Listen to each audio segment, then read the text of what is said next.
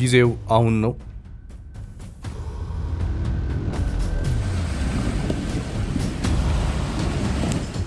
ጠላትን ጎርፍ ሲወስደው እንጢቅ ብለህ ምራቅ ጨምርበት ይባላል። ጎርፉ እያዳፋ እንዲወስደው ነው ነገሩ ክፋት ቢመስልም ልክ ሆኖ የሚሰራባቸው አጋጣሚዎች አሉ። ለምሳሌ በሀገራት መካከል ባለ ፖለቲካ ውስጥ ጠላት ያልከው ሀገር ፈተና ሲገጥመው እቺንም ሞክራት እያልክ ሌላ ፈተና ትልክበታለህ። እንቅርታም ሞት ካየህ ጆሮ ደግፍ ትመኝለታለህ። ይሄ ጂኦፖለቲካዊ ምቀኝነት ልክ አይደለም ለማለት ከሞራል ያለፈ ምክንያታዊ መከራከሪያ የለህም።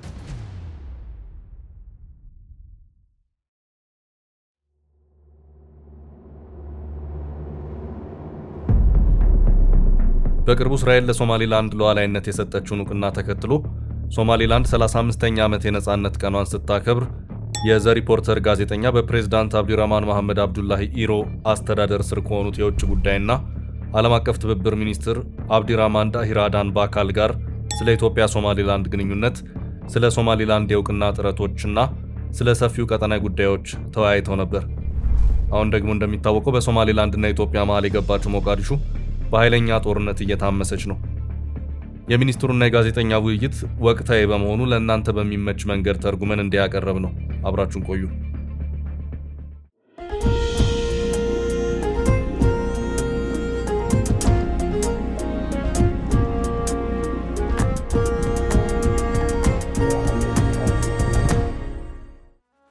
ዘ ሪፖርተር በኢትዮጵያና በሶማሊላንድ መካከል ያለው ወቅታዊ ዲፕሎማሲያዊ ግንኙነት ምን ይመስላል?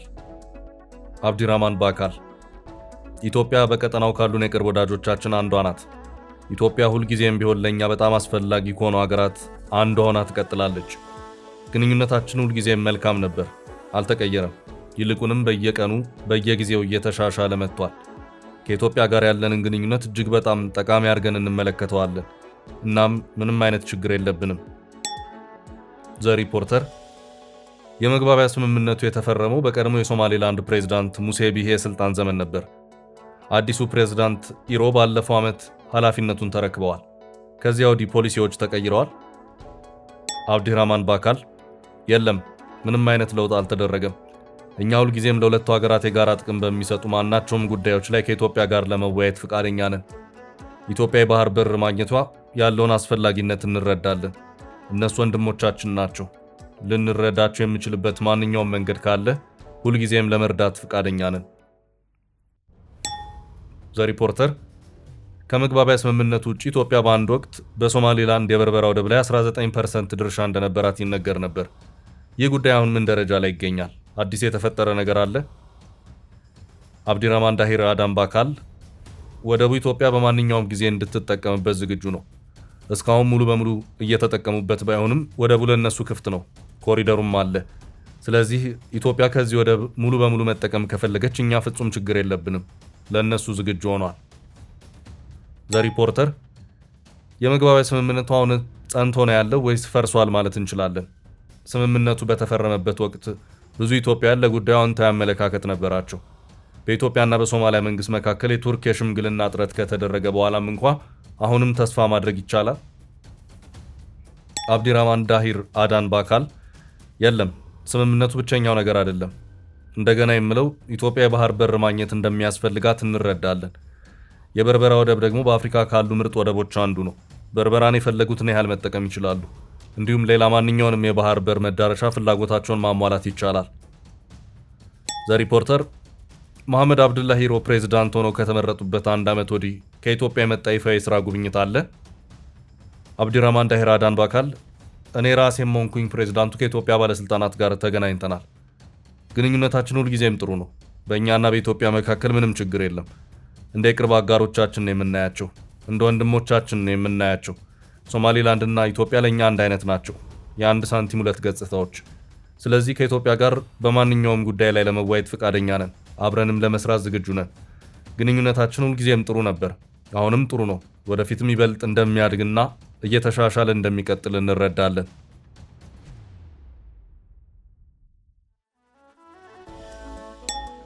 ዘ ሪፖርተር ሶማሊላንድ ከጎረቤት የምስራቅ አፍሪካ ሀገራት ጋር ሲነጻጸር ሰላማዊ ሀገር ናት። በቅርብ ጊዜ ውስጥ ከሶማሌላንድ ምን እንጠብቃለን? ምናልባት ከኢትዮጵያ ጋር የንግድ ወይም የኢንቨስትመንት እቅዶች አሉ? አዲስ የቀረበ ነገር አለ? አብዲራማን ዳሂር አዳን ባካል ሶማሌላንድ ኢትዮጵያ ያላት አስተማማኝና እጅግ የተረጋጋ ሀገር ሆና ቆይታለች። ስለዚህ አብሮ መስራት ሁልጊዜም የኢትዮጵያም ሆነ የሶማሌላንድ ፍላጎት እንደሆነ አውቃለሁ።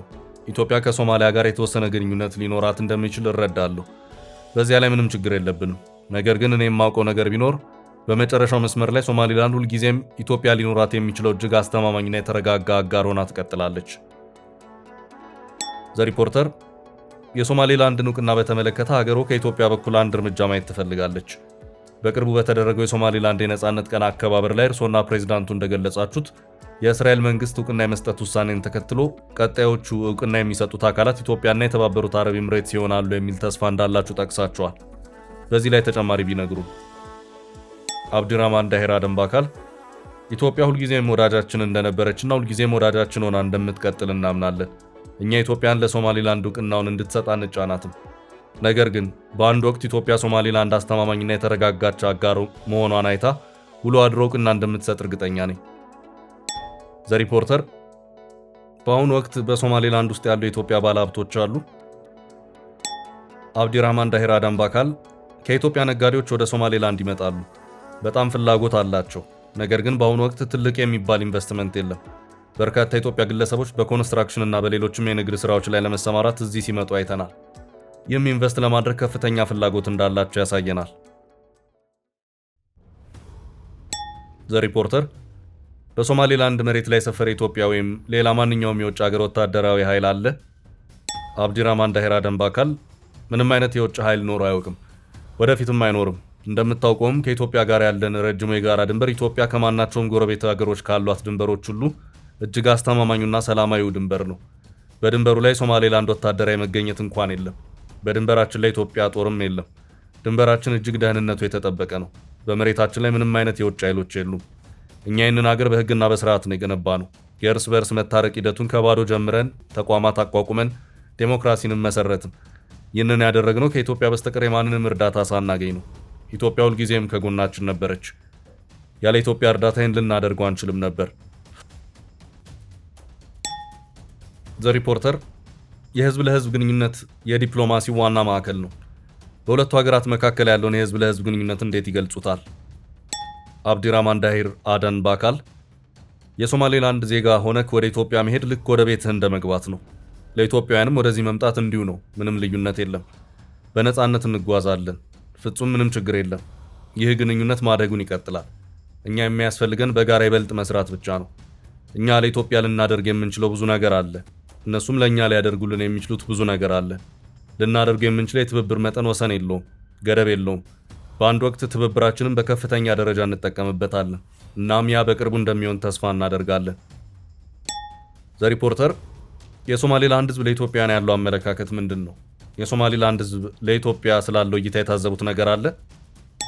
አብዲራማን ዳሂር አዳን ባካል የሶማሌላንድ ህዝብ ኢትዮጵያውያንን እንደ ወንድሞቻቸው ነው የሚያዩዋቸው። በተመሳሳይ ሁኔታ ኢትዮጵያውያንም የሶማሌላንድ ሰዎችን እንደ ወንድሞቻቸው ያዩዋቸዋል። እንደ ሁለት የተለያየ ሀገር አድርጎ አይመለከቱትም። እርስ በእርስ የሚደጋገፍ የጋራ መከባበር አለ። ዘ ሪፖርተር የእስራኤልን እውቅና በመከተል የተባበሩት አረብ ኤምሬትስ እና አሜሪካ ቀጥለው እውቅና ይሰጣሉ የሚሉ ግምቶች እያደጉ መጥተዋል። አንዳንዶች ኢትዮጵያም ትከተላለች ይላሉ። ከኢትዮጵያ ጨምሮ በተባበሩት መንግስታት ድርጅት አባል ሀገራት መንግስታት ጋር ስለ እውቅና ጉዳይ በአሁኑ ወቅት የሚደረጉ ንግግሮች አሉ? አብዲራማን ዳሂር አዳን ባካል ኢትዮጵያና የተባበሩት አረብ ኤምሬትስ ለሶማሌላንድ የቅርብ አጋሮች ናቸው። አብረናቸው የምንሰራቸው ሌሎች በርካታ ወዳጆችም አሉ። እነዚያ ወዳጆቻችን መጥተው አሁን ይሁን ወይም ቆይተው እውቅና እንደሚሰጡን ተስፋ እናደርጋለን። አንዳንዶቹ አሁን ለሶማሌላንድ እውቅና ሊሰጡ ይችላሉ። አንዳንዶቹ ደግሞ ቆይተው ሊያደርጉት ይችላሉ። ነገር ግን ለእያንዳንዱ ሀገር መቼ ማድረግ እንደሚገባቸው ውሳኔ የራሳቸው ነው። ስለዚህ ቀደም ሲል እንደገለጽኩት ኢትዮጵያ የቅርብ ወዳጃችን ናት። እኛም እውቅና እንድትሰጥ በፍጹም አንገፋፋትም፣ ጊዜ እንሰጣቸዋለን። ኢትዮጵያ በአንድ ወቅት ሰላማዊና አብሮ በመስራትና በመተባበር ብዙ ልታበረክት የምትችል ለሁለቱም ሀገራት ጥቅም የምትሰጥ አስተማማኝ ሀገር መኖሯን ትረዳለች ብዬ ተስፋ አደርጋለሁ። ዘ ሪፖርተር የሶማሌላንድ አሁን ከሶማሊያ ጋር ያላትን ግንኙነት እንዴት ይገልጹታል? በተለይም በቀጠናዊ መረጋጋት ላይ ካለው ተጽዕኖ አንጻር። አብዲራማን ዳሂር አዳን ባካል የሶማሊላንድ ሕጋዊ መብት በጣም ግልጽ ነው። ልክ እንደ ጥቁርና ነጭ ፍንትው ያለ ነው። ሊመለከተው ለሚፈልግ ማንኛውም ሰው ጉዳዩ ግልጽና የማያሻማ ነው። ለሶማሊላንድ ልክ እንደ ማንኛውም ሌላ የአፍሪካ ሀገር ነፃነቷን ያገኘች ሀገር ነበረች። ነፃነታቸውን ካገኙ በኋላ እያንዳንዱ የአፍሪካ ሀገር አውሮፓውያን ያሰመሩትን ድንበር ጠብቀው ቆይተዋል። ስለዚህ ሶማሊላንድ ግልጽ ድንበር ያላት ሉዓላዊት ሀገር ናት። ሶማሊላንድ በራሷ ፍቃድ ነበር ከሶማሊያ ጋር የተዋሃደችው። ያ ውህደት ህገ መንግስታዊ አልነበረም፣ አስገዳጅ ህግ አልነበረውም፣ ፍትሃዊ አልነበረም። በመጨረሻም ከሽፏል። እዚህ ላይ ልንረዳው የሚገባን ነገር ቢኖር ሶማሊላንድ ገንጣይ አይደለችም። እኛ የምንጠይቀው ነፃነታችንን ብቻ ነው። ልክ እንደ ማንኛውም የአፍሪካ ሀገር ያገኘነውን ሉዓላዊነት ነው የምንጠብቀው። ህጋዊ መብታችን ነው። እውር ካልሆኑ በስተቀር ጉዳዩ ግልጽ ነው። እኛ ገንጣዮች አይደለንም። አዎ በፍቃደኝነት ለመዋሃድ ሞክረን ነበር። ምንም አይነት ስምምነት አልነበረም። ህገ መንግስት አልነበረም። የጸደቀ ምንም ነገር አልነበረም። ያ ውህደት ፈርሷል።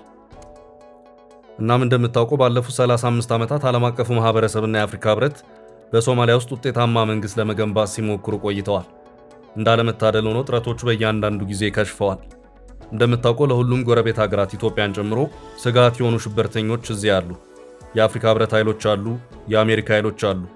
ይህ ሁሉ ለ35 ዓመታት መንግስት ከመንግስት እየተቀያየረ ቢሞከርም በእያንዳንዱ ጊዜ ከሽፈዋል። ወደፊትም መክሸፉን ይቀጥላል። ስለዚህ የአፍሪካ ህብረትና የጎረቤት ሀገሮቻችን እውነታውን የሚጋፈጡበት ጊዜ አሁን ነው።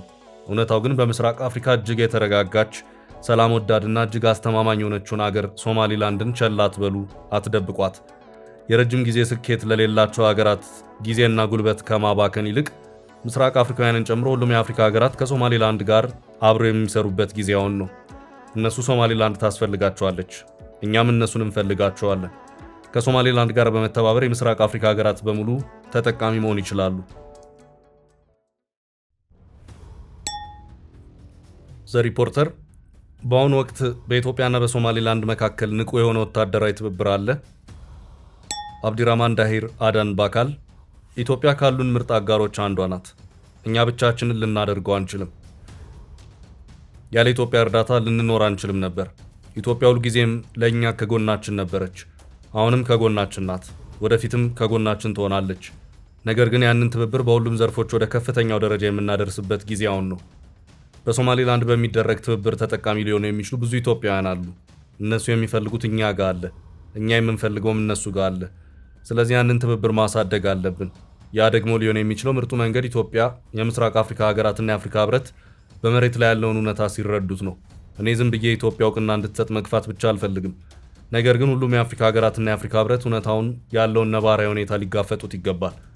ማለቴ ባለፉት 35 ዓመታት የአፍሪካ ህብረት ለምን ይህን ጉዳይ በጥብቅ እንዳልተመለከተው አላውቅም። እንደ አውሮፓውያን አቆጣጠር በ2005 የአፍሪካ ህብረት ወደ ሶማሊላንድ እውነታውን የሚያጠና ልዑክ ወይም ፋክት ፋይንዲንግ ሚሽን ልኮ ነበር። በዚህ ልዑክ የታተመው ሪፖርት በግልጽ እንደሚያስረዳው የሶማሊላንድ ጉዳይ እውነታ መሆኑን ነው። መገንጠል አለመሆኑንና ጉዳዩን በዚያው መሰረት ሊታይ የሚገባው መሆኑን ነው። የሚያስፈልጋቸውን መመልከት ብቻ ነው። የአፍሪካ ህብረት አፍሪካን እየገጠሟት ያሉትን ችግሮች መፍታት አልቻለም። ስለዚህ የአፍሪካ ህብረት አንድ አባል ብቻ ሳይሆን የአፍሪካ ህብረት በአጠቃላይ በዚህ ጉዳይ ላይ መንቀሳቀስ አለበት። እኛ ዝም ብለን እውቅና እንዲሰጠን ብቻ እየለመንን አይደለም። ጉዳዩን እንዲመረምሩት ነው እየጠየቅን ያለ ነው። ይህ ግልጽ ጉዳይ ነው። እንደ ጥቁርና ነጭ ፍንትው ያለ ነው። ይህ የአፍሪካ ጉዳይ ነው። የአፍሪካ ህዝቦች፣ የአፍሪካ ህብረት ሀገራት የአፍሪካን ችግሮች ለመፍታት ፈቃደኛ ቢሆኑ ወደ አውሮፓ ወይም ወደ አሜሪካ ወይም ወደ ሌላ ሀገር ባልሄድን ነበር ብለን ተስፋ እናደርጋለን። ይህ የአፍሪካ ችግር ነው። ተሰባስበው ትክክለኛውን ነገር ማድረግ አለባቸው።